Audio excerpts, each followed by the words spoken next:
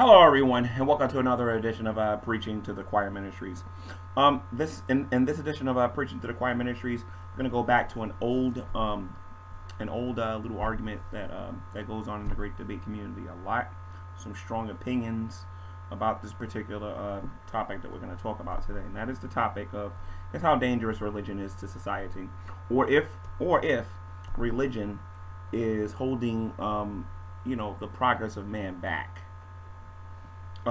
In this video that you're going to see following this, there's no specifics of the particular religion, and since only the term religion is being used, I, as a viewer, have to assume that they're talking about all religions. Roman Catholicism, according to you guys, Christianity, Satanism, and by the way, Satanism comprises itself of atheists. Just want to let you guys know that, okay? Satanism is a religion, okay? Even though there are two forms of it. Then you have Buddhism.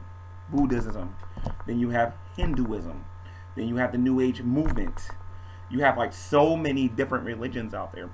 But primarily, the two main religions that I see attacked the most here on YouTube is Christianity and Islam. So, when he's talking about religion and he's not being specific, he's got to be talking about all of them. All of them. Even the human being that gave up all of their earthly possessions to live in a Congo somewhere to feed hungry people all the time. That religion is apparently holding back society as well. But I don't want you to take my word for it. You're going to hear who the individual is. You all know who he is. It's called the Dusty. And we're going to revisit an old video that he made.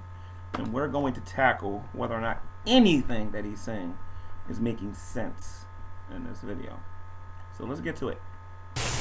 You know, people are always calling me an optimist, man, because I really do believe religion is going to be dead and gone forever someday.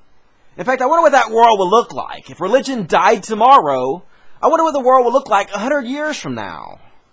Hey guys, welcome to the Cult of Dusty in the future. You can tell it's the future because I've changed my shirt. And I'm glad you're here, man. It's a very special episode of the Cult of Dusty. It's the 100th anniversary of religion's death. And man, so much shit has happened in the last 100 years. If you've been under a rock, let me fill you in. Okay, first of all, religion was fucking everywhere, man, and it sucked ass. You had one side shoving bombs in their chest and blowing themselves up, flying planes in the buildings. The other side was writing Bible scriptures on sniper rifles, and they were all killing each other, trying to prove which one of them chose the correct, all-loving God. It sucked dicks. It really sucked dicks. But then the internet came along. And the internet screamed at all the religious people, hey, religious people, guess what? You're all fucking equally retarded. Stop killing each other over it. And it took a long time, but eventually everybody on Earth finally got on the internet and they finally realized, fuck, man, we've been retarded this whole fucking time. How the hell could we ever have believed this stupid bullshit? And the internet was like, hey, world, don't beat yourself up over too much, man. It happens. You've been programmed poorly since birth. But now that you realize what an idiot you were, maybe we can make a correction here. Maybe we can actually do the right thing. Why don't we put those very valuable resources into spreading science and education? And the whole world was like, fuck yeah, man, that sounds awesome. Let's do that. And so that's what we fucking did. We put all those resources into science and education, and boom, man, it was an explosion of technology like the world has never seen. It was fucking awesome. The technological advances were so rapid, every single day something new was happening. I was like a fat American kid in a candy store, man. I loved it. I couldn't wait to see what the shit they came out with next. They had quantum computers and digital contact lenses and holograms. Porn has never looked so real, man. And they made handheld computers so cheap they were disposable. Everybody had one, even little kids. And every single day, almost everybody on Earth began to log into the global collective knowledge base of the human species. And that's the moment that humanity finally learned the truth about ourselves. And the truth is this: there is no them. There is only us. We are one people. We are each nothing but a single cell in the organism that is the human species.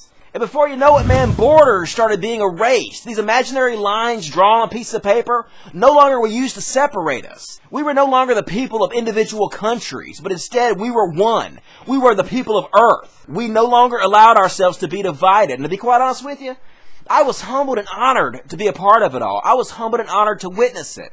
Because for the first time in human history, the best of humanity was realized. And then after that came the really fucking cool shit. First of all, life extension. Several different labs in several different parts of the world, each individually came up with their own ways to extend life. And when added all together, it boosted the life expectancy of every human being by hundreds of years. It fucking rocked ass. Because getting old and dying sucks, man. Fuck that shit. And that explains why I look exactly the same now as I did 100 years ago. That explains everything. But then there was a bunch of naysayers out there, and they were all like, if you extend everybody's life expectancy, man, then the world's gonna be overpopulated and shit. But then scientists were all like, everybody relax, we got this shit. And then they created this genetically modified food that will grow anywhere and safe to eat, and that shit is awesome, man. I can walk right outside right now and pick a tomato that tastes like pumpkin pie. I don't know how the fuck they do that shit, it's delicious. And then some really smart kid put THC in the front lawn grass, so after you mow your front lawn, you can actually smoke that shit.